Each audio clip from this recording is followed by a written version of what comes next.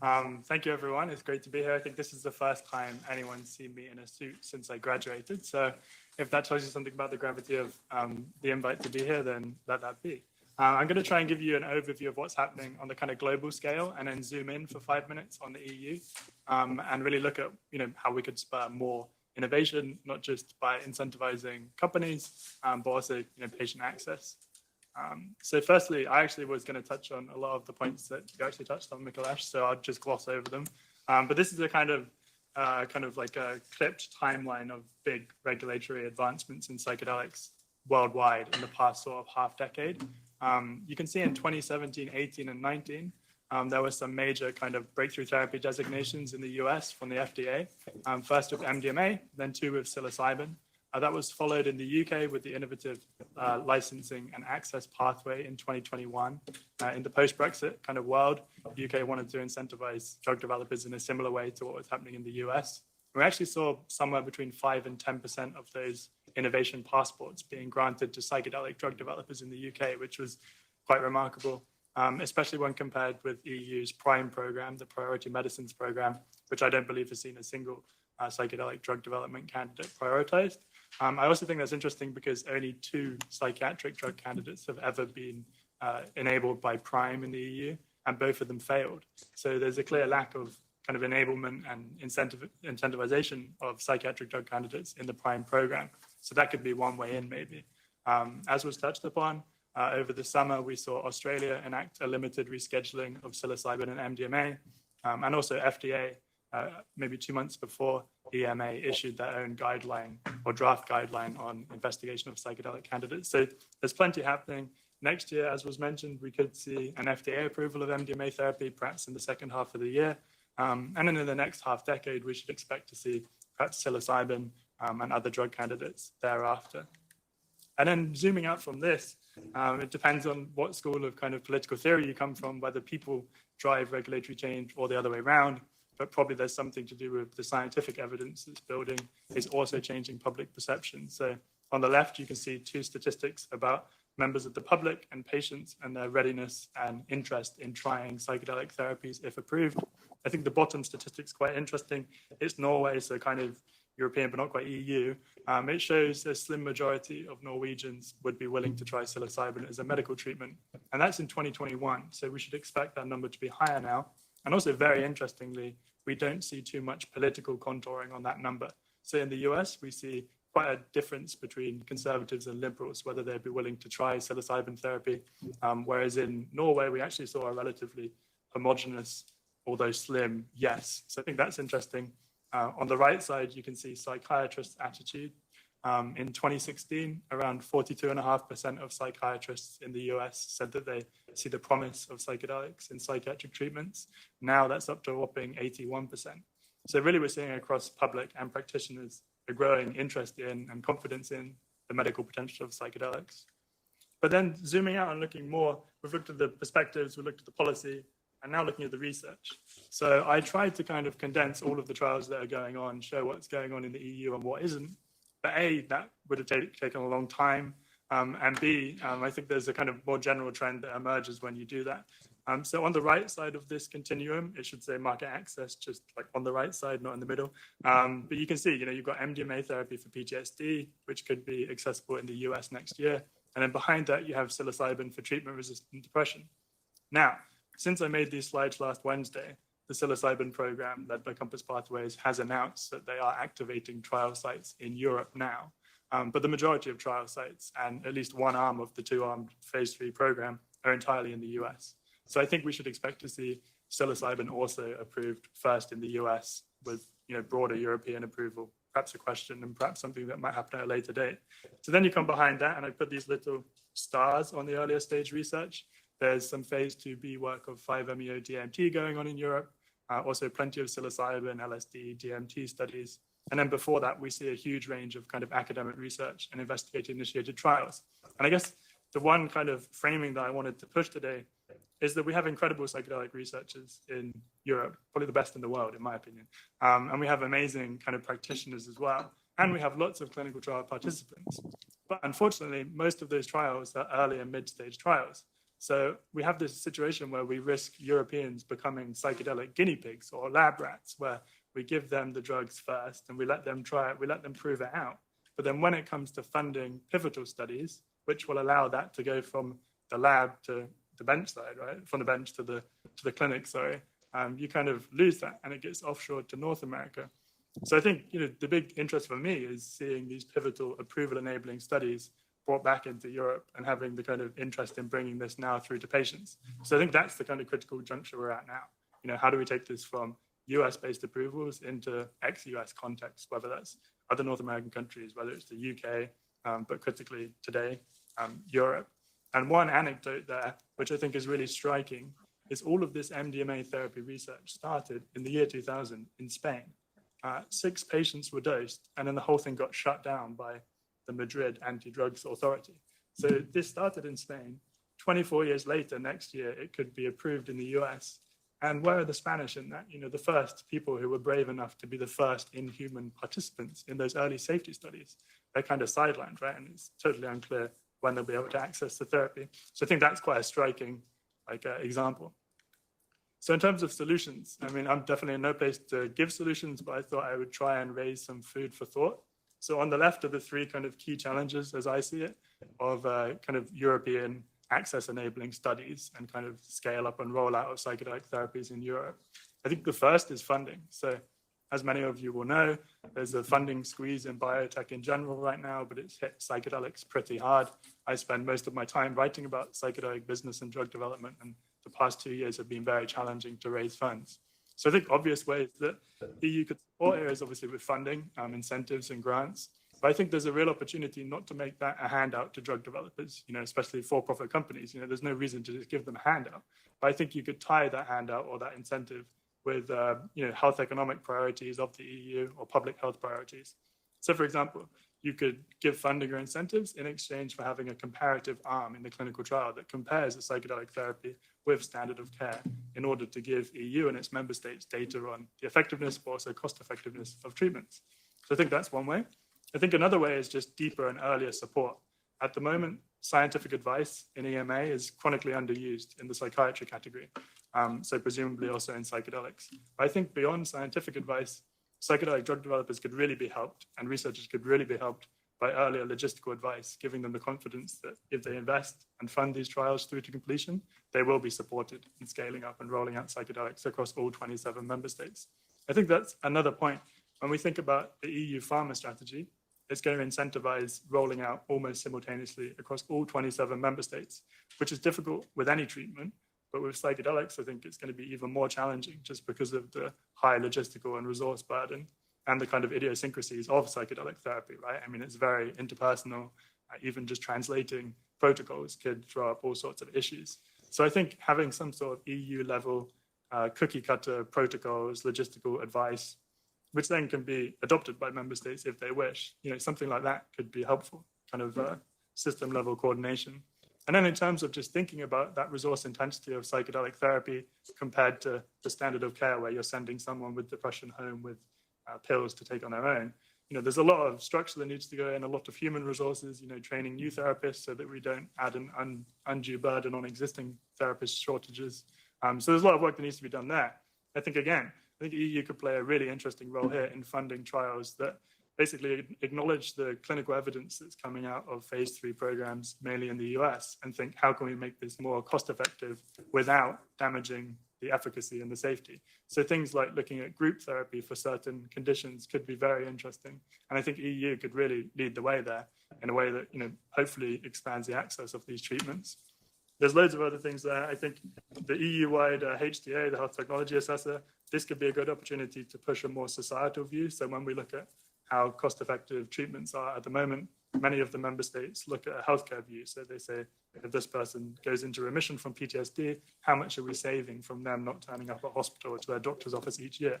Whereas what we know is with mental health disorders, a lot of those costs and benefits are levied at the societal level. In a crude way, it's things like productivity. Also, there's bigger benefits we could be monetizing in these models, like connectedness, and whether it's spirituality or whether it's a kind of atheist kind of connectedness to your community. There's all these things that I think we could be encouraging through this HTA, EU-wide HTA, in the next decade or so, we could be trying to like look at those benefits of treatments. And I think that will really help to understand why psychedelic therapies are so promising. And I'll rattle through these quick remarks. So in some, Europeans are clearly aware of the potential of psychedelic therapies. Many of the world's most influential and accomplished psychedelic therapists are here in the EU, but the bulk of regulatory flexibility has happened outside of Europe so far. And that, as I said, I think it risks Europeans becoming these guinea pigs or lab rats in psychedelics, seeding breakthroughs and trailblazing the research, but not ending up with the access to those therapies that they've helped contribute to the research for. But there are, in my opinion, concrete steps the EU and its agencies can take and to support a field which, obviously, in my opinion, has genuine potential for addressing significant unmet need in Europe and beyond. So I'll leave it there and I'm happy to answer any questions.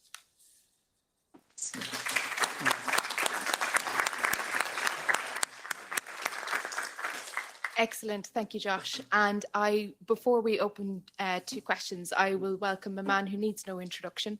Professor David Nutt has made it in the room. I'll hand over to him as we open to our online participants as well as in the room if anybody has any questions for that great presentation.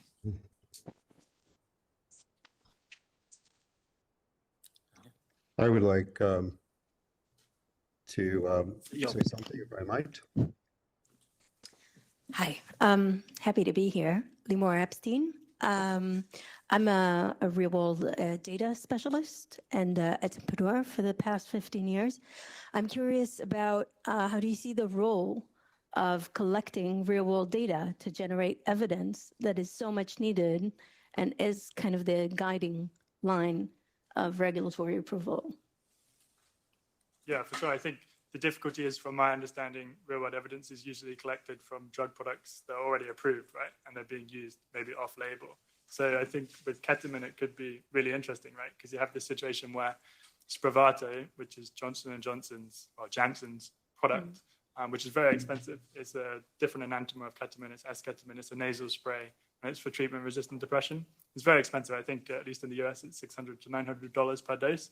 So I think there is a real compelling case, and I know some researchers in Australia are looking at comparing the effectiveness of that treatment, which is on patent, on label, to generic ketamine, which you can buy for $5 or €5 a dose and administer legally because you're just using it off label. So I think for approved medical products, then I think, yeah, EU could be incentivizing a lot of kind of real world data collection and use. And I know there are plans to do that. But then in terms of psychedelics, I guess, are you thinking about like naturalistic use, like people who are using psychedelics outside of the legal context? No. Okay. Yeah. So there is a 5-year plan called PDUFA by the FDA. And it also outlines the collection of data, both on the clinical trial and during the clinical trial that includes patient-reported outcomes, so PROMs. And that is considered real-world data. And of course, when we're talking about the whole product pipeline, life cycle, from R&D to approval and then post-marketing, and of course, the drug safety of it, this is real-world data is being collected for pharmacovigilance purposes, drug safety monitoring purposes. So my question is, are we lacking a sufficient amount of data, or are we lacking the data processing and analytics to get regulatory approval and those needed evidence and confidence for approvals, for health authority approvals and so on? Yeah, I mean, in a word, by their standards, yeah. I mean, it's going to take another year for MDMA is completed, right? 200 patients in phase 3. But for psilocybin, yeah, I mean, there's going to have to be, I think the phase 3 program of Compass Pathways has nearly 1,000 participants, which is much higher than MDMA, which had around 200 phase 2 participants. So yeah, but I think the real world data collection is very promising, especially when you're testing, psychedelics appear to work very transdiagnostically, right? Like across multiple conditions. Yeah. So I think collecting that data during trials, for example, of psilocybin for depression, you might get a signal that this might be useful for something else, right? So correct. I think it is interesting. And yeah, I would love to see a big nationwide or worldwide registry, right? Worldwide. After approval. Like, yeah. I think that would be really interesting. Yeah, we have data island problem. That's, okay. I think, our key problem here. Thanks. Thank you. Yeah, thanks, Josh. I mean, unless anyone else has a question, I just want to thank you for your presentation. Obviously, this group exists to try to solve the problems you've raised. I'm just wondering, though, what we can learn from history and whether, because we do know there was an enormous exposure of people quite successfully to psychedelics back in the 50s and 60s. In fact, psilocybin was an approved medicine by Sandoz for about 10 years. And that seems to me quite a massive data set that we should be at least celebrating in terms of safety, even if we can't really comment much on the efficacy because the diagnostic terms weren't quite the same. But do you want to comment on that? Yeah, for sure. I mean, I wish we could convince FDA and EMA to take some of that into account, at least on the safety side, right? Like, it does seem frustrating to be spending millions of euros or dollars on testing the safety of drugs that, many of us know people have taken many times. So I think it is frustrating in that sense. But I think also it's kind of strategic, right? I think there's this awkward and strategic division between like the research side now and then like the counterculture and hippies. And so I think there is some strategy to it. But yeah, I mean, it's frustrating. And maybe this time around, we can take into account more of that kind of naturalistic use data. But yeah, and I mean, even before the mid-century experimentation in the West, we have indigenous use, right, in the US especially. So we have almost thousands of years of data suggesting at least the safety of most plant-based psychedelics. I think the only thing I would know is like the patterns of use, right? So how frequently did indigenous people use psychedelics, maybe once or twice a year at most. So I think maybe there is more clinical work to be done in terms of like chronic dosing or microdosing and whether that is 100% safe. But yeah, I think in terms of as much as today's protocols reflect those of the past, then yeah, it would be nice to take that into account, right? Thank you. Any other questions? Okay, so let's move on now. The next presentation is by Tadeusz here.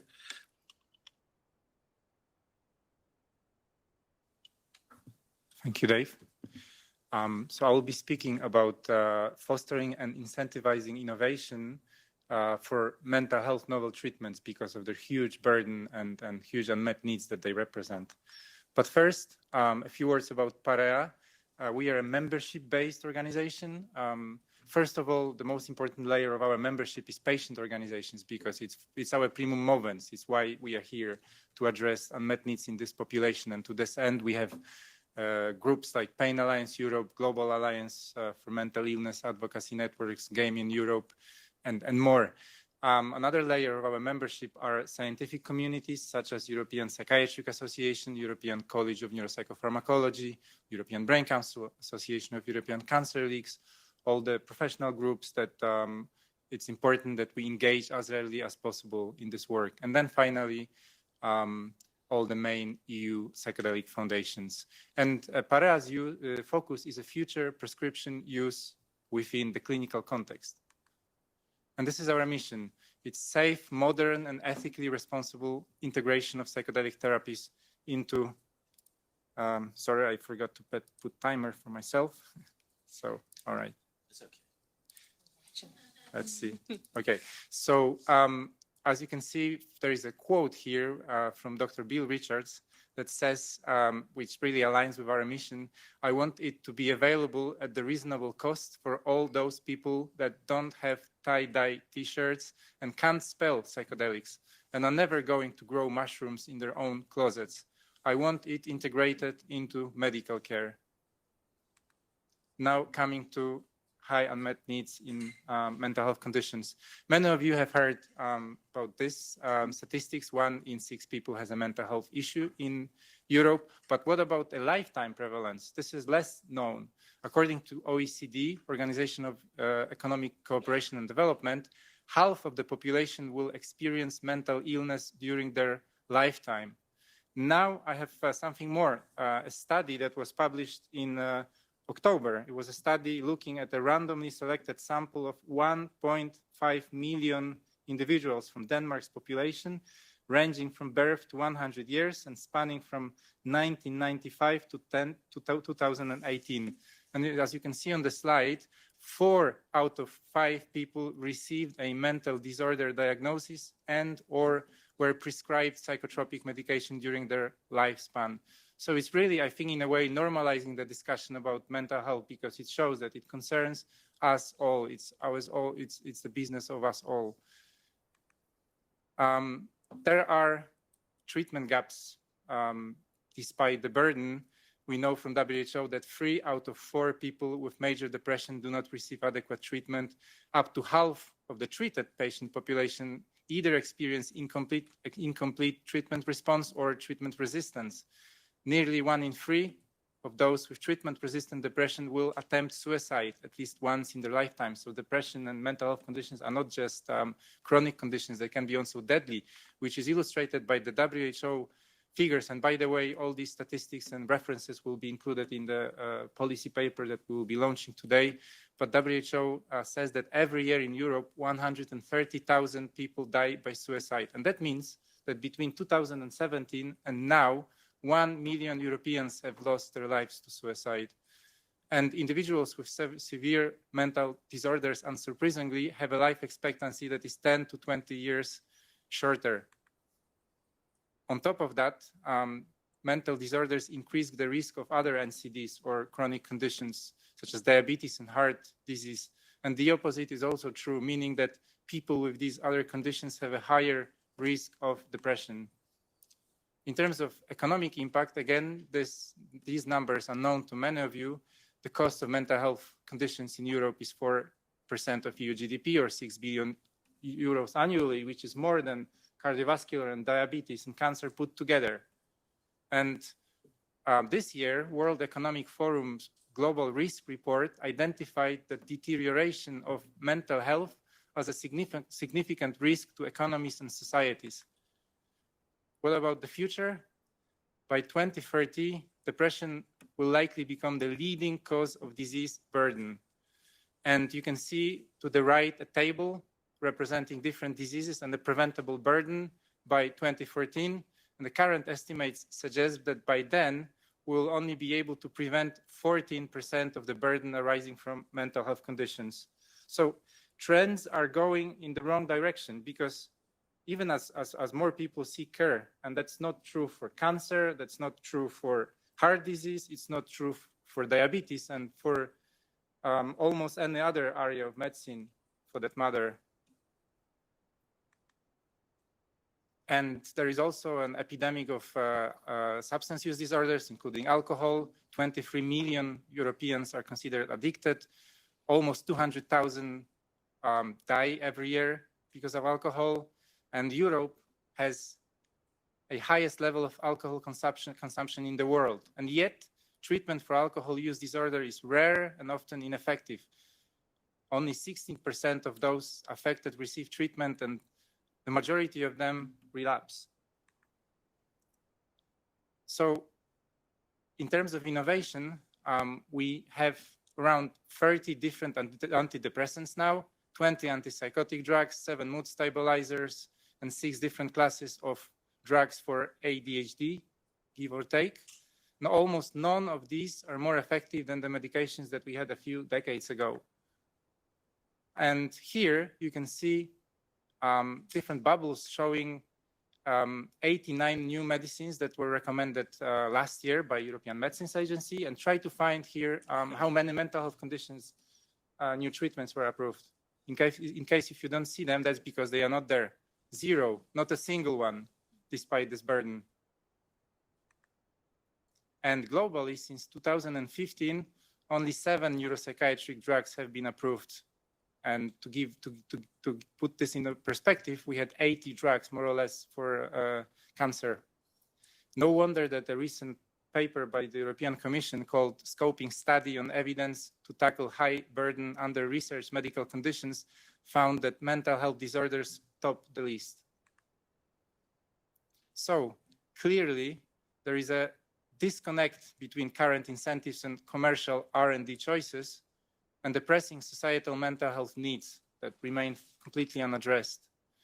But we can do something. The EU has demonstrated a successful approach to incentivizing R&D in areas like orphan medicines or pediatric medicines, and now also antimicrobial resistance is discussed under the new Pharma revision proposal. So the review of the pharma legislation should be leveraged and used as a critical tool to foster innovation and to support the development and deployment of innovative mental health treatments. And here, novel psychedelic treatments show promise of exceptional therapeutic advancement in reducing mortality and morbidity in several mental health conditions and addictions, such as substance use disorders. So these treatments should be adequately prioritized and incentivized. And I want to add something from myself here, why I'm here. So mental health conditions are not equivalent to physical disorders, because they can be seen as problems of societies, of communities, but also because of traumatic relationships or challenging personal life trajectories. And I believe that for far too many years, we've been asking ourselves wrong questions, like how do we make, how we treat addiction, how do we treat anxiety, how do we make better antidepressants? And psychedelics are teaching us different questions, because they are not another better antidepressant. They are teaching us questions such as how do we engage people with their innate healing capacities, how we make people the agents of their own healing rather than some passive recipients of pills that they are taking and they are doing something magical in them. And this work, it's very important, is best done with professional and trained therapists. So in a way, psychedelics are putting attention back on the human being. So moving to solutions, as we heard from Josh, the majority of R&D, well, first of all, the majority is not happening in Europe, at least the later stages, but also they are taken up by startups, by small companies, and they obviously have a lot of challenges with funding, but also with complex regulatory requirements. So we need a comprehensive package of incentives for smaller developers.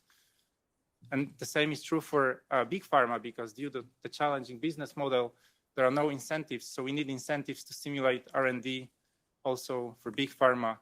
And we need a prioritization and coordination at the EU level, which is why in a policy paper that Para will be launching later today, we will be calling for a creation of a European hub for mental health R&D, which could bring together different institutions, which could start building research infrastructure, provide guidance and support for evidence-based decision-making, and help to set priorities and better coordinate the European efforts. So in conclusion, mental disorders are extremely prevalent. They are responsible for immense suffering, for poor quality of life, for increased mortality and staggering economic and social costs. We've seen stagnated innovation for many decades. So mental health has to be addressed as a central pillar of sustainable development. And against this backdrop, there is a mounting evidence that suggests psychedelic therapies offer significant, rapid, durable effects, providing a reason for hope for many people currently suffering, particularly for those who have failed to find relief through other available options. So the revision of the EU pharmaceutical legislation must provide a more supportive regulatory environment to incentivize and stimulate innovation in the area of mental health, including psychedelic therapies. Thank you.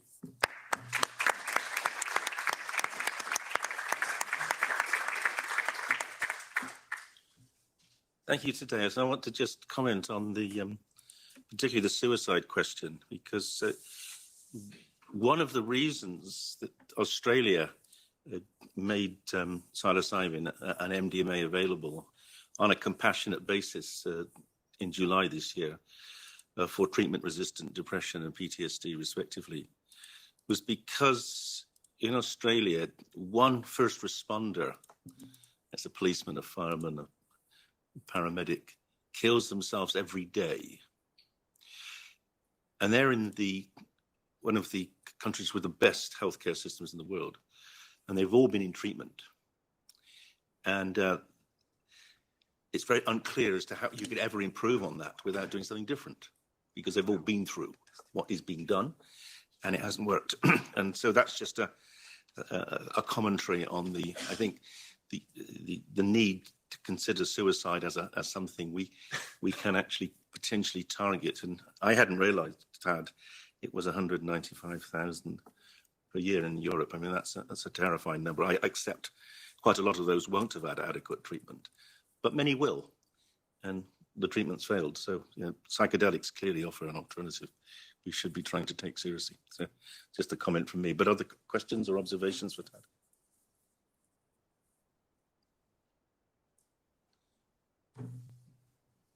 Okay. Yeah, sorry. Yes, sorry. I didn't. Please. No, it's not a question. I think I'm going to address it in my speech later, but I think that when it comes to, thank you for the presentation, very nice. And I believe that we all need to basically collaborate on to really be active forward the EU Pharma legislation revision, and together also come up with notions for amendments and basically spilling over the memoranda and scientific expertise into an evidence-based policymaking. So I think that's something we can build on after today's event, how to join forces on that. And thank you for the presentation.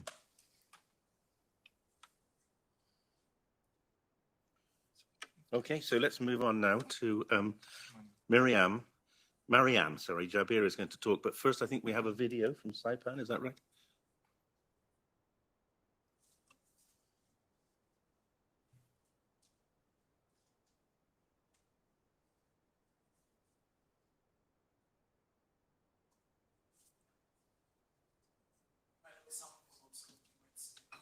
Or if there are subtitles, maybe it's a 1 minute video and 15 seconds. So if we can see at least, we can read the subtitles if there is no music. Let's see.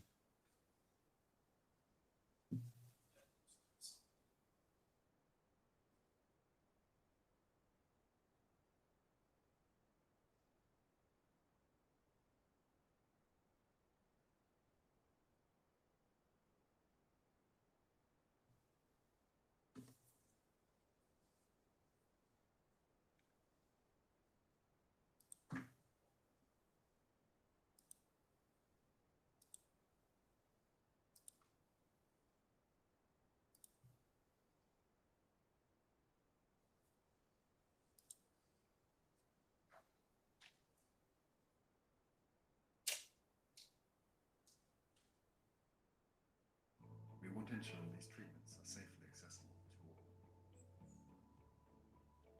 By providing advice, consultancy, and accreditation, we want to help create a model of best practice that benefits every organization, and therefore every participant. By connecting together in the outer world, we can transform people's inner worlds. To join the network or to work with us, visit scipaglobal.org.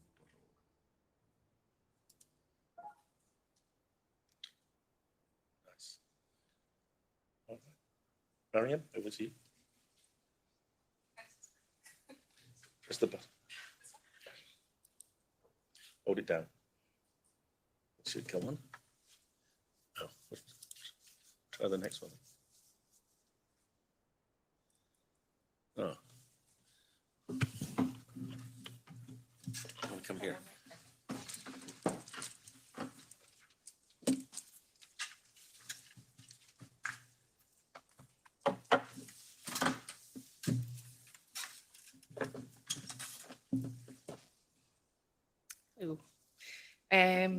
So yes, just before I start, I'd like to take an opportunity to thank Tadeusz for reaching out and providing a chance for someone with lived experience to speak here. And also for Saipan, especially Ian and Leonie, for being very supportive, in addition to all the great work that they do anyway. Everyone's been very supportive and accommodating, so I really appreciate it. So yes, hello.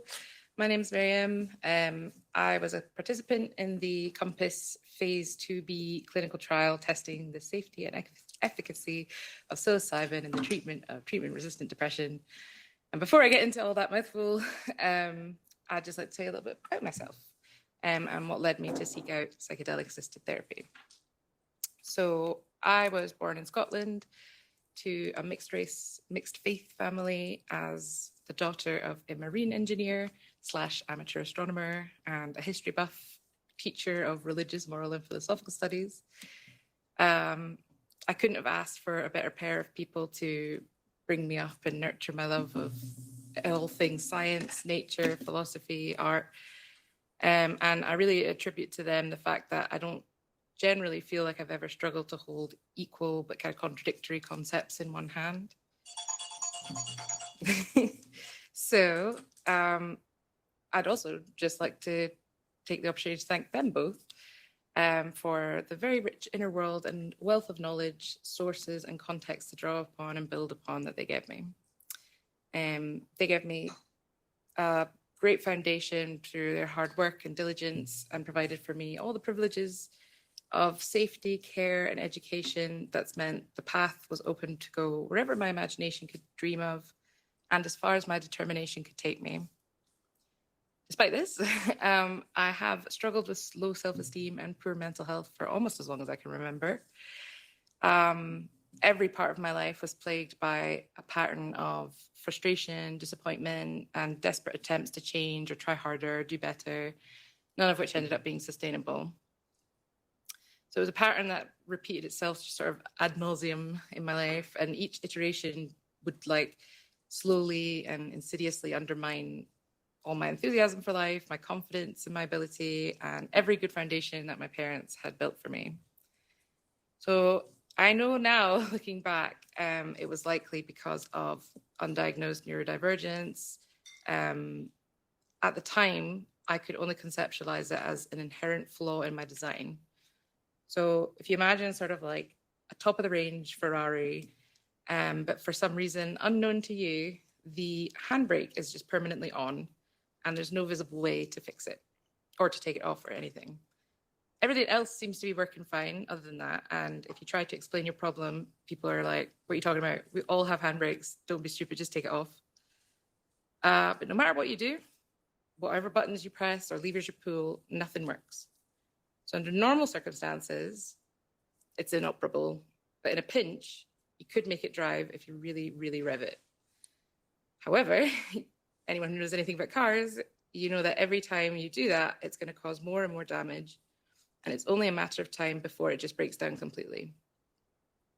The first time that that happened to me was after a bad bereavement that compounded that pattern I talked about.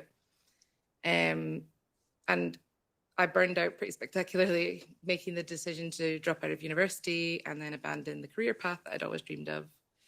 So I know dropping out of uni is not by far the worst thing that can happen to a person, but at the time, for me, it just felt like the culmination of a lifetime of disappointing and frustrating the people that I loved or wanted to impress, and then a confirmation of the growing notion that I was beginning to have that I wasn't really compatible with life. So I muddled through the next few years in a daze. I can barely remember anything from that time. Was unable to see or reach beyond this cocoon of fog. That's the only way I can describe it, that sort of surrounded me, and it just numbed the pain of thinking about that notion, but it also made it impossible to feel or exist in a meaningful way. So the next thing I knew, a decade had passed and I was coming to the end of a second attempt at university, but still helplessly struggling and couldn't prevent the reenactment of that same old pattern. Except this time, thanks to barely contained depression and anxiety, my life felt on the line. So the years of my zombie existence had been filled with multiple counselors, CBT, you name it. I developed an interest in psychotherapy in general, but although I came to pretty well understand all the theory of getting better, nothing ever seemed to work. It kind of became a game of like, how can I get a good grade at therapy so I don't disappoint them? Like, if I make them laugh, does that count as an A? In addition, I was kind of on and off antidepressants. I never really realized that I was allowed to expect them to do more than just stop me from drowning. And also that my GP wouldn't think I'd failed or done something wrong if I said they weren't working. So by the time the clinical trial came around for me, I hadn't really tried that many medications in the grand scheme of things, but kind of looking back and realizing like how much time I'd wasted on ineffective treatments just made me feel a bit desperate. So I first learned about psilocybin for treating depression via an article in the news. They made quite a big deal of a participant's quote from a then recent clinical trial, which described as like a reset on his brain. The more I investigated it, that phrase just really stuck with me. It was like, my mind felt like a mess. It was like a Gordian knot that was just hopeless to unravel. And I know that there's no silver bullet for anything in life. I wasn't expecting some psychedelic Alexander the Great to come and cut it off for me. But if it felt like I was drowning and I wasn't expecting this treatment to sort of pluck me out of the ocean and drop me in a luxury resort in dry land, although that would have been nice. But I was thinking if it could just be a raft or even just some driftwood, I'd be more than happy to get to shore myself that way. So I applied, and then COVID did its thing. Eventually, though, I made it through the screening process. And so I've never been like anti-recreational drug use, but I've never really had a personal interest in them either. They've just not really been on my radar. And I tried to sort of avoid over researching or anything in case I subconsciously influenced myself. So aside from the desired outcome, I really had no idea what to expect. Words like set and setting didn't mean anything to me really in this context. And I know this is going to sound silly to say, but it wasn't actually until I had my second pre-dose meeting with the therapist that I even actually kind of fully understood I would be having a psychedelic experience. So when I think back, I'm not sure what I would have said past me to kind of prepare for the dose. The way I kind of think about it is like, how would you explain dreams to like a being that never sleeps? So something I was really aware of, though, was the odds. The Compass phase 2b trial had 3 dosing arms, which was the 1 milligram, 10 milligram, 25 milligram. So I knew that the 25 milligram was what was considered the active therapeutic dose, and that the others had kind of seen limited effect. So I reckon, I've got a 1 in 3 chance. My main concern going in was that I'd get like a subtherapeutic dose, and that did make me very anxious thinking about it. But I feel like I had a pretty realistic expectation that, I might not get better. I might come out of the trial just in the same position that I started in.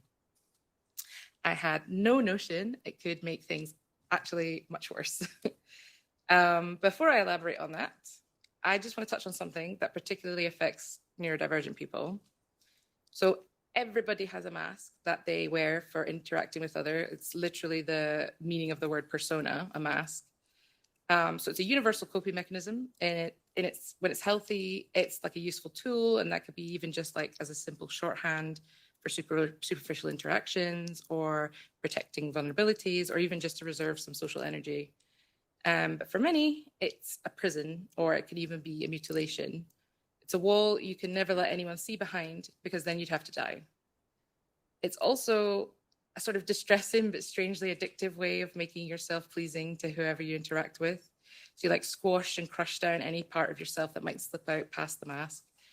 So I got very good at making room for the ever expanding collection of ever more agreeable but insipid facsimiles of myself, devoid of anything that could identify my personality beyond friendly and nice. I recognize now it sort of started as a safety mechanism, like an attempt to manage the emotions of others, to avoid any negativity or conflict. By the time of the trial, that facade was so carefully constructed and so meticulously duplicitous that even I had forgotten it was there. It was a mask that was as good as nailed to my face. Despite the rush I got whenever I succeeded in fooling people, it was really incredibly uncomfortable inside, and there was no opportunity to vent or release the pressure that was building, and it felt unbearable if I ever even suspected that I hadn't succeeded. I knew one day that everything would explode, but no matter how close it ever felt to happening, it just never happened, and I never understood why. So back to the trial. I had what is euphemistically called a challenging experience. One of the ways that like the neurological effects of psilocybin have been sort of explained to me was like a gentle snowfall that covers old tracks on and it makes a clean slate on which you can tread new paths. For me, it was a bit more like a hurricane that tore across my inner landscape, and it tossed up all the topsoil to show how rotten the earth had become underneath. So in my mind, the psilocybin sort of took one look at me and said, "How dare you come to me like this? You want my help? You don't even know who you are." So unceremoniously ripped the mask off of me and shattered it, making it unrepairable. It made me see how empty I'd become inside. The reason that things never exploded is because every time I made room for other people, pieces of me were destroyed to make room, not just squashed down. It showed me the pattern that had haunted me all my life as a literal universe-sized pattern that I was condemned to tumble and struggle through forever, or until I killed myself. So gone was my ability to hold disparate ideas in one hand. Instead, I felt like Atlas bearing the weight of the world's sick truth. I was left reeling in this nauseating experience until the effects wore off enough for the trial team to interact and take pity on me. But I felt like I'd failed the team, the drug, my mum. Nothing could convince me that this wasn't just another thing that I could have changed. I could have tried harder. I could have done better. So I don't want to go into too much detail about how difficult the time around that was and following it.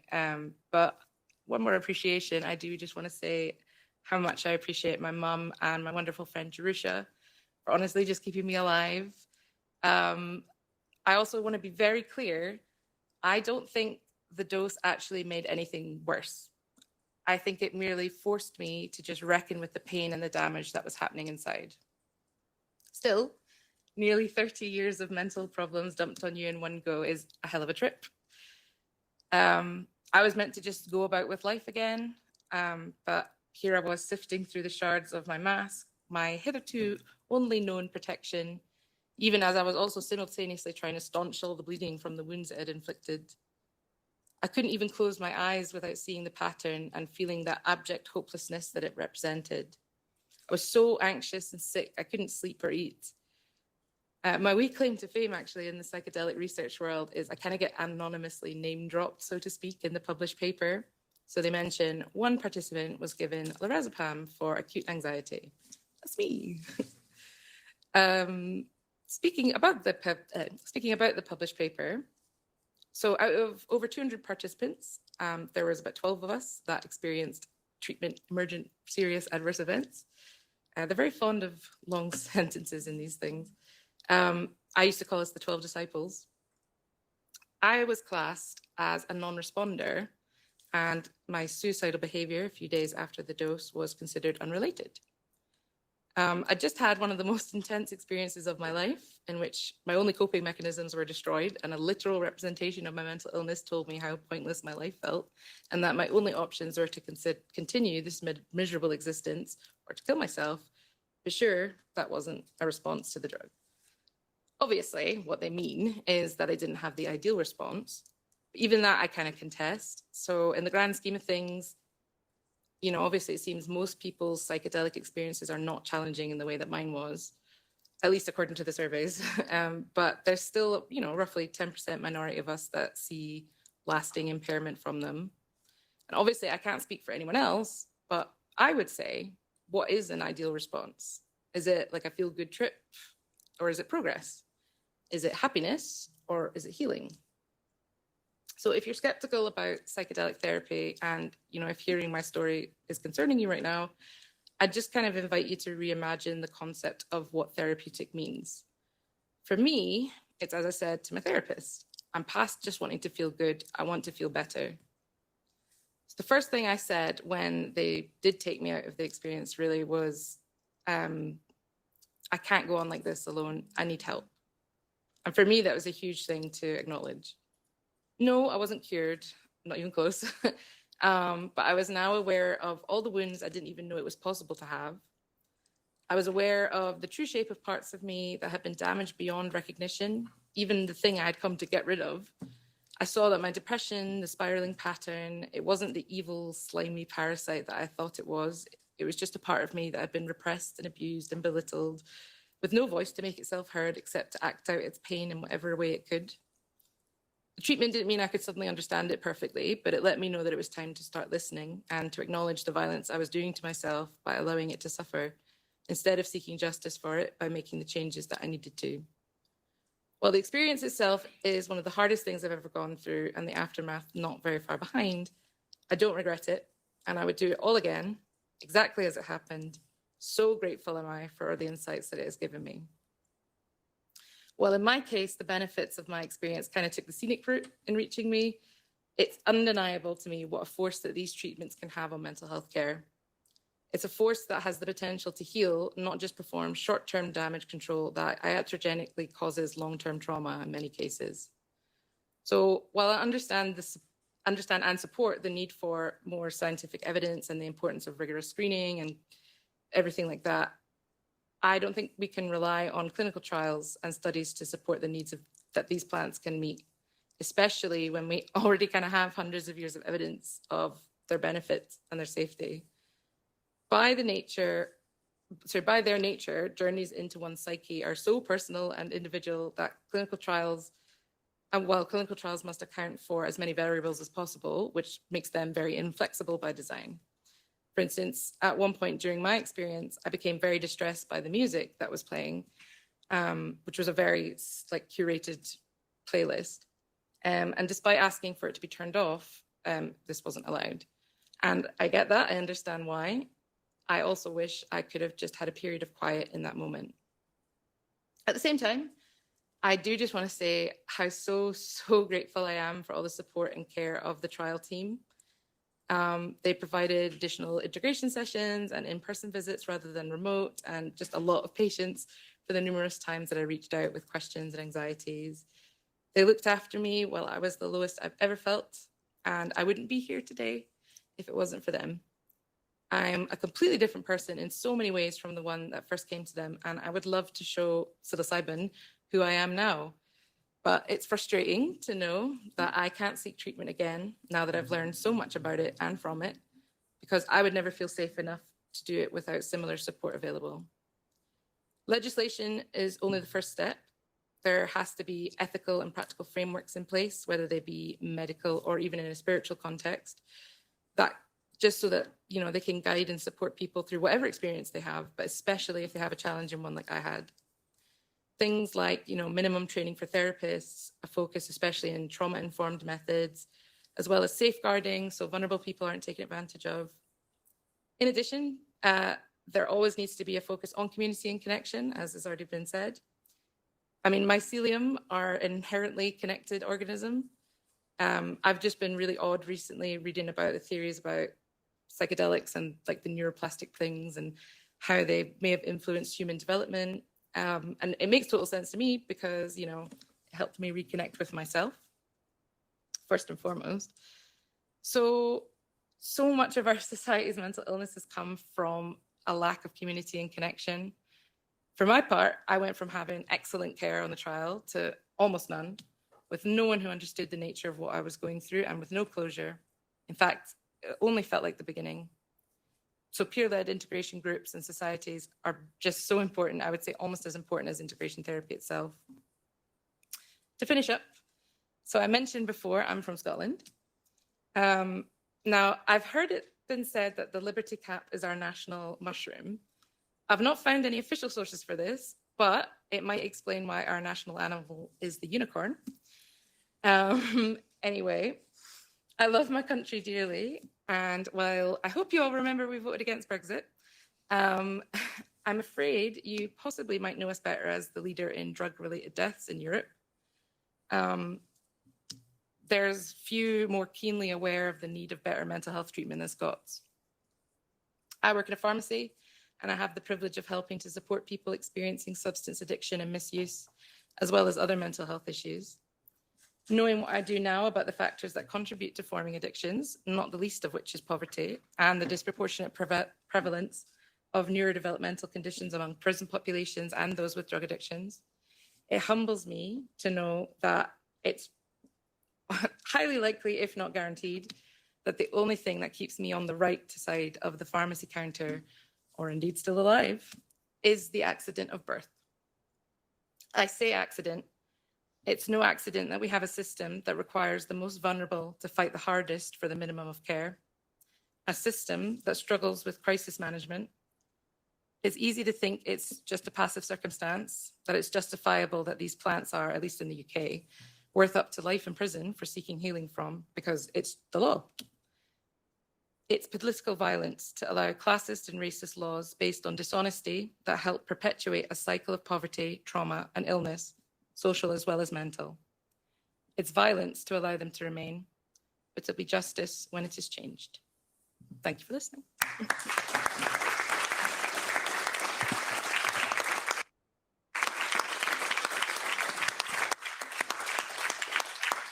Well, thank you very much. That was a rather remarkable speech in which you covered everything from the nature of depression to the experience of a challenging experience of psychedelics. Well, I think you certainly laid out the challenges for us. Thank you so much for that. And I know you didn't want to take questions, but I'm sure there will be people who want to talk to you afterwards, and they will do that. So now it's Thomas, your turn. Thomas Palaszczuk. But just to say, there's water and drinks at the back if people need them. Okay, good afternoon, everybody, and it's my pleasure to be here on this meeting. My talk has a very strange for me title: "Shaping EU Pharma Legislation: Reflection on the Latest Research Projects." In fact, I would like to speak a bit about what are the pitfalls that we, as scientists and clinicians, at the same time, are facing when we work with psychedelics. And I definitely cannot speak about all research projects, but I can definitely at least simplify it and focus on what happens in depression to show what psychedelics are. So I would initially show a depression as an example where psychedelics seems to be effective. Most of you know what depression is, and for those who are not aware, depression is not only bad mood, but it's also lots of other symptoms which leads to social withdrawal, work disability, cognitive disability, and so on. And as such, it's one of the most frequent causes of disability worldwide. We know, and including WHO references, that there is an effective treatment for depression, but how it looks like. This is one of the famous studies that has been published on how the treatment of depression looks like. And if you look on the numbers on the right side, they've tried different levels of treatment, first line, second line, and so on. And if you look on the numbers on the right side, there's quite a big portion of population which is treatment resistant. Now, that means they do not respond to standard antidepressant treatments. But there's one thing that you have to take into account. What does it mean? It means that they didn't respond to an adequate treatment with an adequate dose of an antidepressant. That means there's a period of titration, and there's 6 to 8 weeks of an adequate dose. If they tolerate it well, they do not have side effects and so on, or they have mild side effects they can live with. And if they fail, then they start again and again, and it can easily lead to months or years of disability, which is not only disability in terms of working disability, but it's also disability and suffering from their normal life and well-being. So it could result in full-time disability, and it's definitely consuming lots of costs for the whole society. So do we have an alternative? These recent days show that psychedelics could be one of the ways that could be used in treatment of depression. And there are many of them. By the way, the first drug that was shown that has some antidepressant properties were not psychedelics per se, but it was ketamine that is available and was available on the market all the time, registered for anesthesia mainly. And this is one of the studies that are comparing the efficacy, one of the first studies that is comparing the efficacy of ketamine within different trials. And that what we see on the left side is a change in the depressed mood. And what we can see, there is a rapid improvement in depressive mood. There's a decrease in depressive symptoms, but it doesn't look like it stayed there for a long time. It's only within days. Today, there are several strategies how to prolong this, repeated dosing. There are prolonged forms of ketamine that are being tested and so on. But definitely what is important here is the rapid onset of action. And this is also taken into account that this is also in treatment-resistant patients so that they didn't respond to previous treatments. Then let's have a look on the first psilocybin study in depressed patients. And actually we see pretty much the same shape of things that happen, improvement in depression. But what is important here is the line, the x-axis, which shows the duration. It's not within days, but it's within months. So psilocybin shows pretty much comparable rapid onset of action and much longer duration of action. And this has been shown already within several other trials. The first one, which I would like to mention here, is the one that compares psilocybin to first-line antidepressant treatment, escitalopram. Within this study, patients were treated for 6 weeks or observed for 6 weeks. Either they got escitalopram or they got 2 doses of psilocybin. And actually, these results, the primary outcome, showed that they were quite comparable within the efficacy. But what is more important, if you look on the right side, 57% of remissions in the psilocybin group and 28 remissions in placebo. But what is not seen from the first point of view, those that were in the remissions, they were not on any medication. So they got just twice psilocybin and no other medication because they were receiving placebo in capsules compared to those who were on sustained medication. So this is something very important. They were in fact healthy at the time when they were evaluated. This is the trial where that was already mentioned, and this is the largest trial that was published until now. We were also part of one of the sites that were conducting it, and it shows that psilocybin 25 milligrams was superior at 3 weeks. That was the primary outcome compared to the lower doses, and which is not seen here in this graph, but there is also about a third patients that were in remission at 3 weeks, and there was some remaining at remission even at 12 weeks after dosing. Again, treatment resistant, but no drugs during this period when they remained in remission. Those who were not in remission, they were treated accordingly. So this is just a few months ago, I made a print screen how many trials are registered on clinicaltrials.gov and within which disorders. And there were 122 studies, clinical trials, which is for psilocybin for all these different treatment conditions, not only depression. So it looks like, or we are definitely facing a renaissance of the psychedelic research in clinical trials. So this is something that we are currently doing at National Institute of Mental Health in Prague. There are 2 studies, clinical trials in patients. And why I'm showing this, because we actually got into doing this and we faced lots of issues which seem to be quite important to learn, and how to design and work with the clinical trials in academia. And so what are the pitfalls that we are as scientists or academics doing clinical trials facing in the context of what the pharmaceutical package aims to?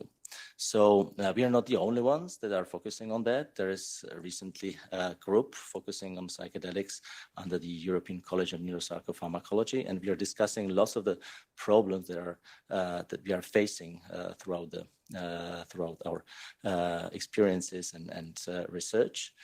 And one of the first issues is that all of these substances, or almost all of these substances, are regulated as Schedule I drugs, and that limits their use for medical purposes, only for very limited medical purposes and scientific purposes, and people need the appropriate license to get it, which not everyone gets. The other thing is that when we run a clinical trial, we need drugs in a pharmaceutical quality. That means made according to good manufacturing practice, and that's not an easy way to get it. And there are also other things, like we did a study with ketamine. We are running a study comparing psilocybin to ketamine. We also need the placebo and the active comparator in this API quality, and that was another challenge to get all of this. So there's lots of bureaucratic things even to get the drug for this kind of trials. The other thing is that there's no exception for us making a clinical trial protocol and doing all the registration procedures that are important to run a clinical trial like that. There's another thing that we're also facing, like companies like Compass or MAPS, when they trained their therapists, they were working with psychedelics, they gave them appropriate training. But how us in such a small team, how we can perform a training of those who will lead the patients through the study and so on, who will have a chance or possibilities to let the therapist go through a self-experience, which was a case of the first of the MDMA trials in MAPS for therapists. So there are lots of issues related to that.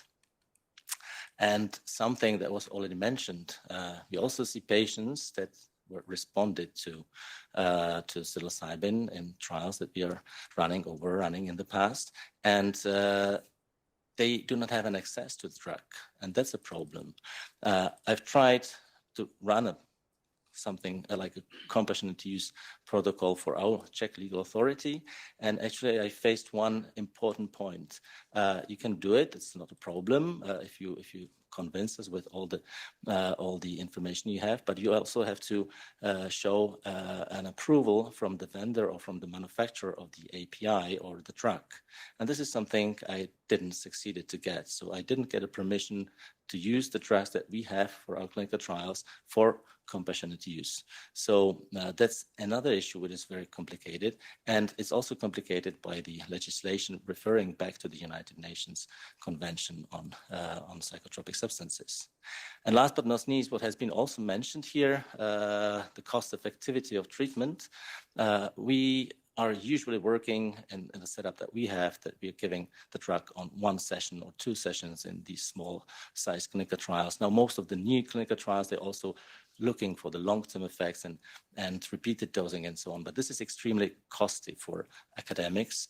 And if you look on this trial that was recently presented also in New England Journal of Medicine, we know how esketamine is expensive, and it has to be dosed twice weekly. We're also facing the issue whether there should be work one-to-one within therapists and a patient, or whether there should be a group alignment or kind of a group therapy that would decrease the cost of activity, not only for the treatment, but also for the research perspective. So that's all. I would like to thank you for your attention.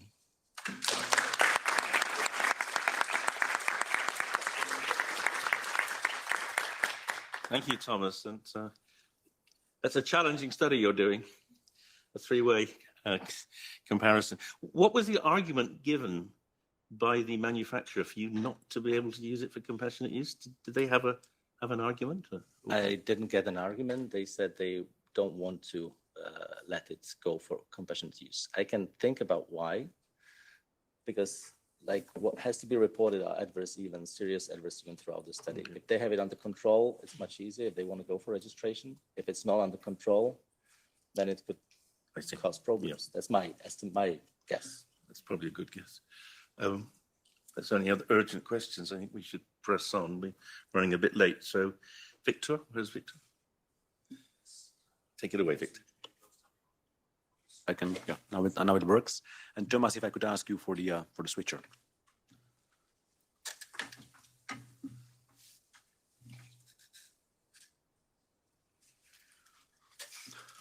Perfect. So I'm going to try to be quick and concise. I hope you can hear me. My name is Viktor Chvátal, or Schwatal, as it goes in Brussels, for my surname. And I am General Secretary of the, I would say, public affairs vehicular platform that's called Psychedelics Europe. And so, as I said, we identify ourselves as sort of a public affairs tool or regulatory task force for psychedelic advocacy. Our aim eventually is to help to catalyze the EU-wide regulatory framework for the medical use of psychedelics on the EU single market. And as everyone who does it well in Brussels, we are driven by evidence-based policymaking mostly, and that's why we cooperate with scientists in order to formulate and articulate the policies and or amendments or whatever we might be doing when legitimately impacting the EU regulation. We were established in spring 2021. We are basically, what is our background is that we are originally public affairs consultants or lobbyists. So we are basically coming from the private sector originally, all of us for different reasons, somehow connected with the psychedelic world or the world of the medical use of psychedelics. We are based in Brussels in the walking proximity to all important strongholds of the EU bubble, as you can see on the map. When it comes to key goals, I think that's very same as for the rest of us here, which is basically eventually the harmonization of rules on the EU single market, the inclusion of medical use of psychedelics into the key EU initiatives, such as the revision of the EU Pharma package, the Europe's Beating Cancer Plan or funding within Horizon Europe and others, and obviously also trying to get the financial allocation for psychedelic research. Now, more practically speaking, what I see as key topics for the next year, and some of them to be touched by by this group we have in the European Parliament that we established together with Parea in May last year. So the key regulatory opening that the private sector needs to be very much aware of and very active in is the revision of the EU Pharma legislation, the biggest opening that is here, which is going to spill over into a dramatic change of regulatory frameworks of the EU member states in a few years. Secondly, we need to engage EU member states, and I will get more into detail in a while. Absolutely key thing for the next year is engagement of payers, something that I consider slightly omitted up until now. And the fourth thing, which is more of a Psychedelics Europe special pillar, so to speak, is the reconstruction of Ukraine and basically our ambition to secure that mental health and, with that said, also medically used as psychedelics shall be an implicit part of the reconstruction of Ukraine, which is one of the buzzwords now in Brussels, which also needs to be filled with real content. So the way forward, basically, I would divide these slides very quickly into two major streams. The first one is the EU stream. As I said, the ongoing revision of the Pharma package that I think the amendments are to be submitted by the 13th of November is the key opening we have. And I think that we need to realize that Brussels is the regulatory capital of Europe. Approximately 70% of legislation is being cooked here. And in the past, healthcare as such has traditionally been a domain of EU member states. This has already changed a few years ago. And now, as a result of impacts of COVID-19 or the war in Ukraine, mental health is becoming the topic as well. And it's really time for industry and other players, NGO, the community that is sitting basically here, to be here and be active and be able to articulate the legislation. And looking even critically to ourselves, I think that, you know, in a bit of an oversimplification, I think that it's enough of that. It's enough with memoranda, and now it's time to basically move towards motions for amendments. I'm sorry, my own fault. It's my mother calling. So I'm not gonna take it. So yeah, indeed, we need to move to ambitious, articulate, and evidence-based policymaking. That I think is super important for us. And one of the things that also I think might have been a bit omitted in the recent past is the member states. So again, when I look in the last 2 years, I think that we, together with Parea, work on the fact that in a way the communication with the European Parliament has been secured. There is a group in the Parliament, it's a nice vehicle for, you know, raising awareness and getting engaged people and MEPs. Secondly, I believe that the dialogue with the European Commission does exist. It's rational, it's evidence-based. The result of that is the event of the European Medicines Agency happening next year. And if we want to catalyze the developments further, and so far they have been positive, we need active member states, basically the third pillar of the ecosystem of EU policymaking. And we need best practices from member states level to be here in Brussels and to move things forward. And I think that there must be more, but to my knowledge, I would maybe single out two countries. The first one is the Netherlands with the state-established MDMA committee that is existing there. And the second one is the Czech Republic with attempts to design reimbursement schemes by state-owned insurance companies and others.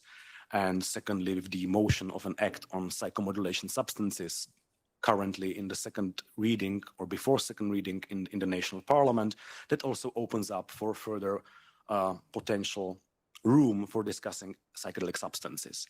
So what we need to do is basically do the bridge. This is very cliche of public affairs, but we should build the bridge from member states to Brussels because we need them in order to move things forward more quickly. I think that even when we look at the last events, there is enough of community, enough of experts, enough of NGOs. There is a lack of private sector when it comes to psychedelics and medical use of psychedelics in Brussels, and there is a lack of member states. And if we want to change, we need to practically do it. And I understand that, for example, the private sector is currently looking elsewhere to the United States. However, it is now that things are being changed in Brussels, and I think it's an imperative for us to act now. So, and to this end, we are planning to organize an event in the first quarter of the next year in Prague, focused on the issue of cost effectivity and reimbursement schemes and sustainability of the healthcare system, and then in autumn to prepare and organize a similar event in Brussels that should basically put together the existing best practices from the member state level. Just very briefly, I would say this council approach, or so to speak, the member state-ish approach, it works. A year ago, we co-organized an important event at the Czech permanent representation during the Czech presidency. And the Czech Republic was, after a long time, I think after Finland, the first country to identify mental health as a priority of their presidency. And I dare to say that as a direct result of the event and of this memorandum that was basically published in the aftermath of the event, we have now this. Spanish presidency, Belgian presidency, Hungarian presidency, all of them having mental health as their priority, which means for us, we have a narrative for 1 year and a half, where we can discuss the medical use of psychedelics, which I think it's a good thing. So thank you for your attention, and that would be all from my side.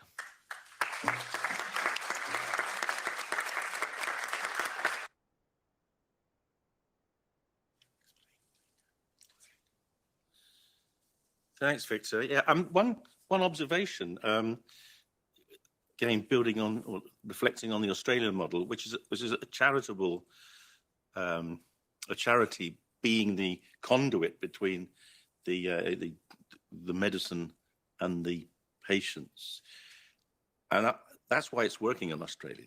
And I just wondered if that's something that's on your agenda too. It is absolutely on my agenda. At the same time, I think that we cooperate with Para on many things, and especially the patient's angle. It's something that if I need to know it more, I'm going to ask Tadeusz.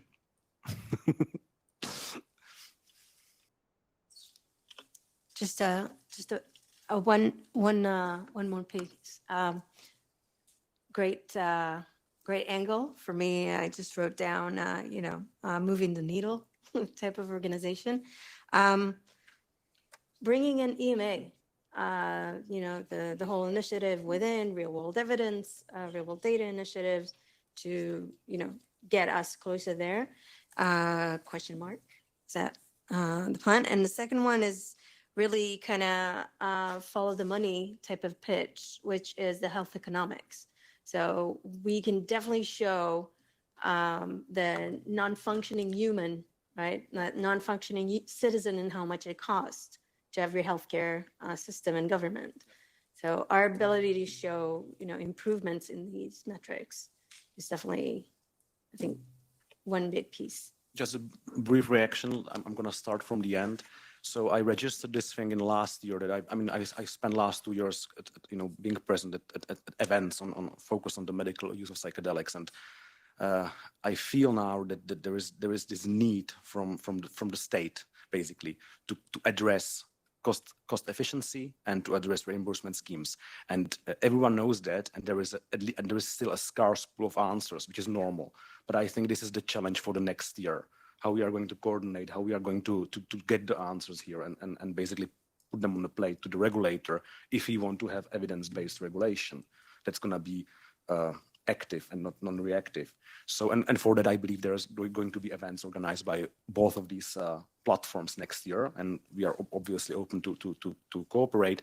When it comes to EMA, I don't think I'm here in a position to anyhow comment. What I know is that they participated at the event of the Czech presidency, and it was very constructive. Then I think that what speaks for itself is the event, the big and important event they plan to organize next year, which is going to address the medical use of psychedelics. So from this perspective, I think it's okay. Then with having the European Parliament as a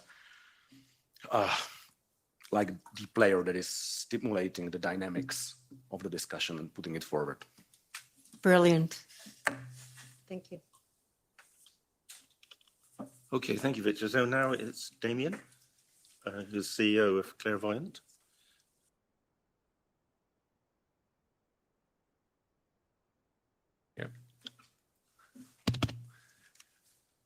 everybody. My name is Damien Kedawal. I'm the CEO of Clairvoyant Therapeutics. We're a Canadian company operating a clinical trial in Europe and in Canada.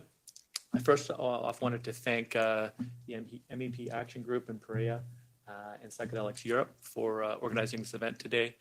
And really wanted to offer my gratitude to Miriam for your presentation as well. I found very insightful, articulate, and was inspired by your vulnerability. So thank you for being here today. And as well, thank you, David, for your decades of research in this space as well. Really grateful for that. We wouldn't be here today without these efforts. So Clairvoyant, we are focused on being the first company globally to medicalize psilocybin with a strategy that we've been working on for a number of years, speed to market strategy for psilocybin therapy in the EU, UK, and Canada to treat patients living with alcohol use disorder beginning in 2026. Would like to share today, we're excited to share we are launching our European office in Portugal in partnership with Empowered Startups. And Empowered Startups is a highly regarded Portuguese R&D startup incubator.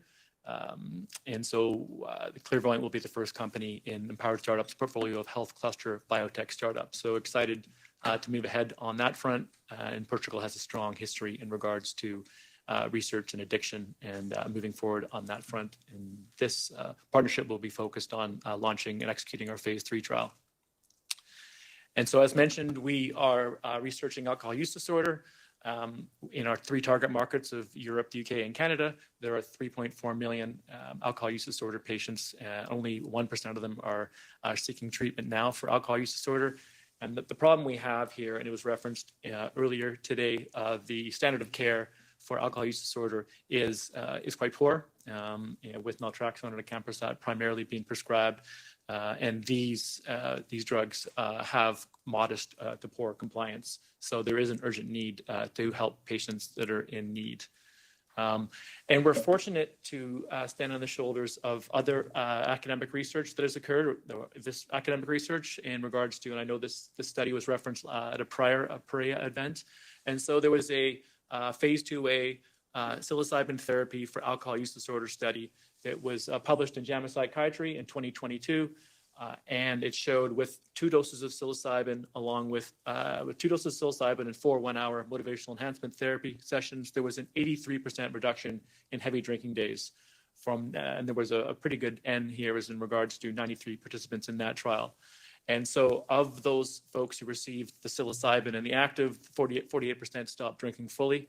And so that is quite considerably more than the placebo group. And you can see on the data readout here, the first dose in our trial occurs after the 4-week screening period.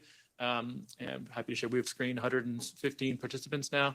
And so you can see the drop and the blue line being the active psilocybin, and then the second dose at 5 weeks, so 2 doses, and you can see the steady separation between active and placebo. Happy to share that our study, our phase 2B study that has 4 clinical sites in Finland and 8 in Canada is for the most part the exact same as this study. So we're cautiously optimistic that we will see some similar results, if not better, at our study. With our study. And so Clairvoyant, our objective is, as mentioned, to get this product approved and earn marketing authorization in the first half of 2026. We are a for-profit company. And so the incentive for our investors and shareholders is to be the first company to be granted regulatory data exclusivity.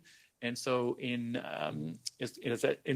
basically the first company to register an innovative drug in the EU, UK, and Canada will get 8 to 11 years of data exclusivity. And so in Europe, it's 10 years or 11 years with the second indication. And so our future in 2026, we see ourselves treating 5,000 patients and up to 37,000 a few years later, and then 125,000 in 2030. And we believe that we will to hit those numbers, we need to be in 250 alcohol use disorder treatment centers. And interestingly, we need to train 3,500 therapists in our therapy protocol. Happy to share that to date we've trained 50 therapists in our training in our therapy protocol, and it's 35 hours of training to be approved as a therapist in our study.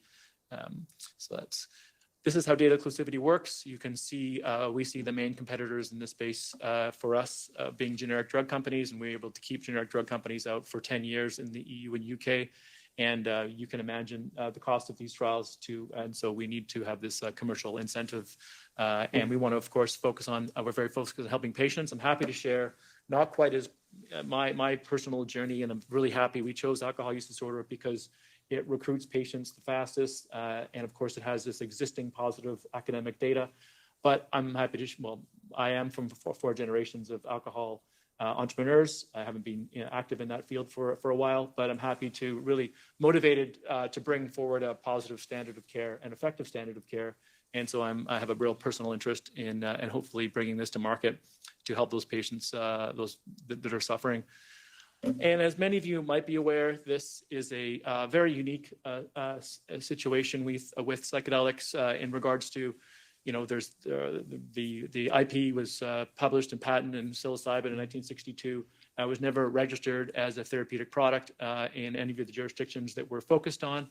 And so we do not believe that that patents are strong blockers of, and patents will not stand up in regards to the classics like psilocybin, MDMA, and DMT, LSD. Our co-founder, happy to share, is been a patent IP lawyer for 30 years, and he worked for Big Pharma for 10 years. So we're quite confident in our position.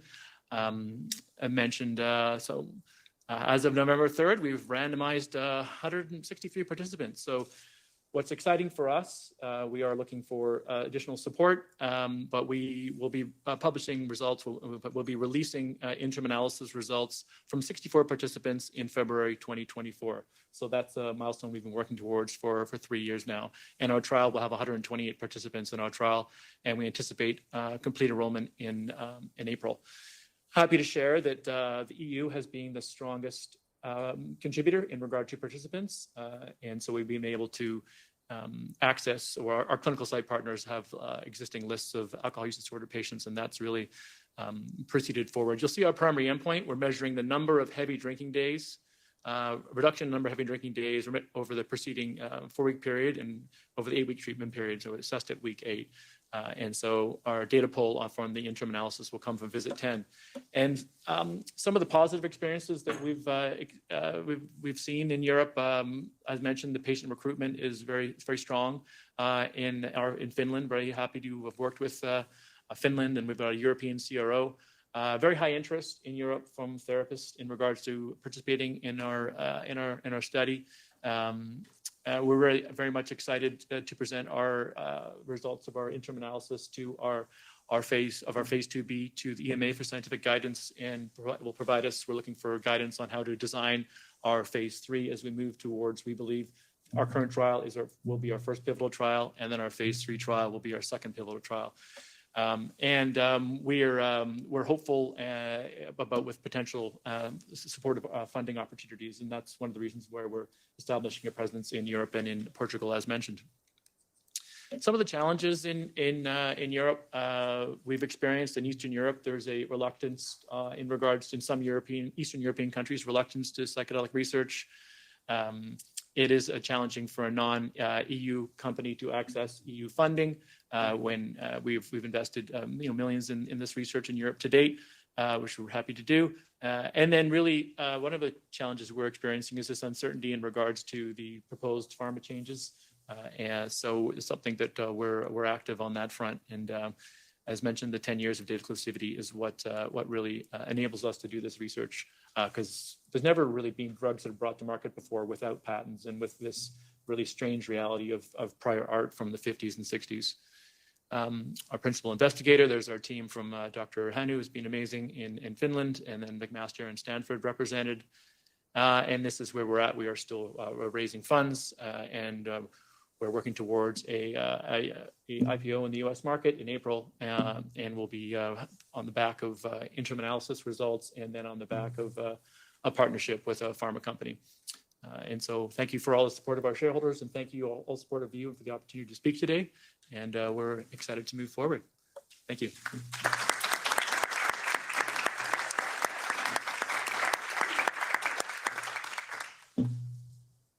Well, thank you. It's very exciting, Damien, and good luck. Thanks, man. Appreciate it. Any questions or comments? Yes, please.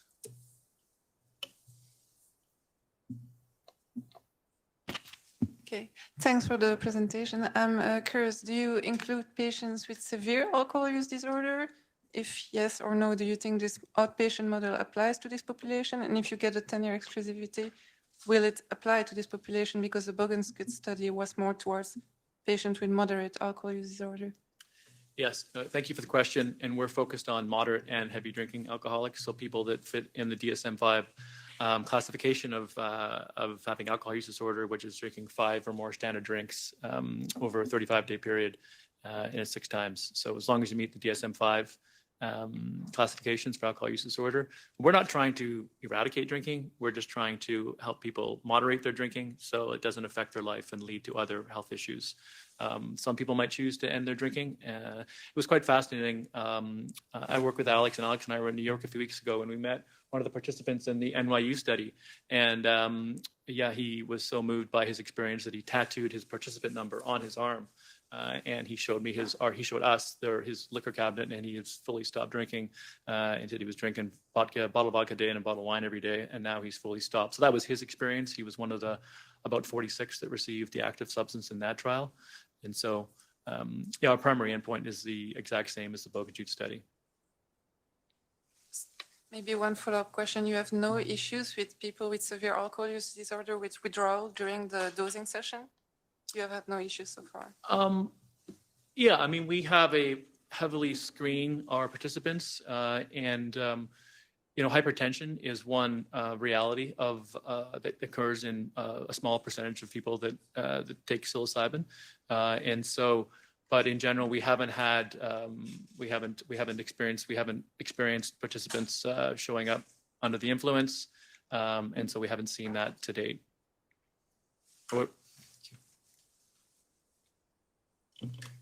We had a question in the chat about data exclusivity. I think you've kind of touched on that. Do you want to clarify a little bit more about how it works or how you're hoping it works? Yeah, absolutely. No, we have regulatory data exclusivity. I know, David, you mentioned, like, it's our understanding that psilocybin we've done extensive research on this, that has never been registered as a therapeutic product in the Europe, UK, and Canada. There was research product done. It was distributed to academic researchers, but it was never approved given a therapeutic registration number. And so the first company or the first sponsor that runs a trial and that earns marketing authorization from a regulator is given 8 to 11 years of exclusivity, thereby not allowing generic drug companies to come in. So a second company that comes in and registers, psilocybin, classic psilocybin, the generic drug companies can reference that second company. And so for us, that's the reason why we definitely want to help alcohol use disorder patients. But we chose alcohol use disorder. And Michael Bogenskut did a study in 2015, 2016 that was published, and it was a small study with an N of 10, but it had promising results. And so we determined that there was a number of depression studies already happening. We know about some of the concerns with depression studies that came up today in regards to suicidal behavior and serious adverse events, and we've excluded those from our study. And so we believe that this indication will recruit patients most rapidly and enable us to be the first company globally to register psilocybin. And we're looking for a partner in the US, but the US, it's only 5 years of data exclusivity for the first company to register. In this case, it'll be MDMA will be the first to register, so they'll get 5 years. And so that's one of the reasons why we're in Europe, the UK, and Canada. I'm from Vancouver. Our team is from Vancouver, and we have over 200 years of clinical trial experience on our team. So we're keen to move forward and looking forward to submit for scientific advice in Q1. Yeah, thank you. So let me get this clear. If you get on the market before Compass, then people presumably could use your medicine off license for depression. Well, it's a fair question, and we will be able to market for alcohol use disorder. We're not making any claims for any health indication other than alcohol use disorder. We're in discussions with various countries around the world, and some countries will say to us, "There's no way, Damien, that there's ever going to be any off-label sales." And we're like, "Well, we're not focused on off-label sales." And then some people say, "Well, there will be off-label sales in Canada," There will be some off-label sales in Europe, considering that there's been over 40,000 participants that have received this going back to the 50s, LSD and psilocybin. And so, yes, there will be potentially an off-label market, but that's not something that we're running our trial just focused on alcohol use disorder. No, thank you very much. That's clear.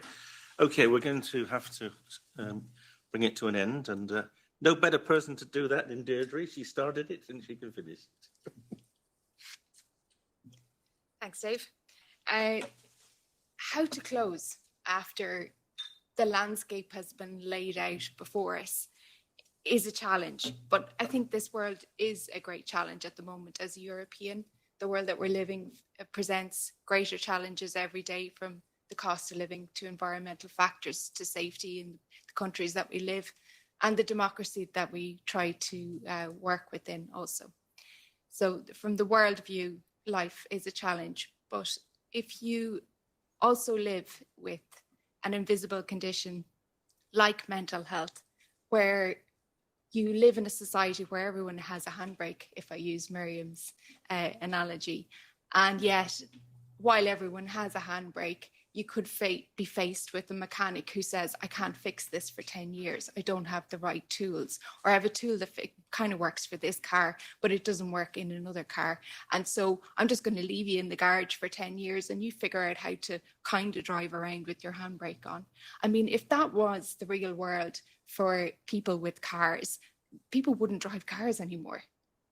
And when we're talking about unmet needs, this is life and death for people. You know, we're not talking about this is a discomfort. This is life and death for people. And that's why we've launched the position paper on these unmet health needs, and really what we need to do in this landscape to safely bring this to Europe that's accessible, equitable, safe, because as we hear, it's very individual as to what those needs are and how to best address them. And as Victor mentioned, we really need champions at the national level, the member states, to really get behind this, because the EU will always tell us it has to come from the member states. And the member states always say, no, we need the top down. We need the EU to show us what we need to do. But we really need to, the good old bridging the gap, but bridging this void that exists at the moment, where there needs to be leadership, and it is collaboration here today. The faces in front of me, from the patients to the regulators, to the payers, to the researchers, to industry, we have to come together on a multi-stakeholder way, as we are doing, to really address the societal impact, from the fiscal unmet need, what that impact has on a society, to every area of policy. It's not just within health. People aren't only patients and they only live in a world of health. They need to get to work. They need to study. They need to stay in work. They need to be able to stay and study. They need employment supports. They need supports in life, in the world that we live, for justice, in a safe place, in an environment that's healthy for us. It's not just one area of policy. And I have to remind everybody here, as much as we're here in the bubble and whatever we contribute, we're also individuals, and it's coming to voting season. Our MEPs are all up for re-election if they're going for re-election in the spring, and that is the time when they're on our doorstep looking for votes where we can actually make a change on the individual basis, as much as we do as stakeholders and greater collaborations like we're here today. So as we did last year, we had a call to action. Now we have the position paper on really addressing the full scope of this landscape and what needs to change. And that's available on the website. You'll be able to find that from now and tomorrow. Digest this, take it home, make it real to you in the area that you work, and really let's start. It's an action MEP interest group. Let's take that action. Thank you.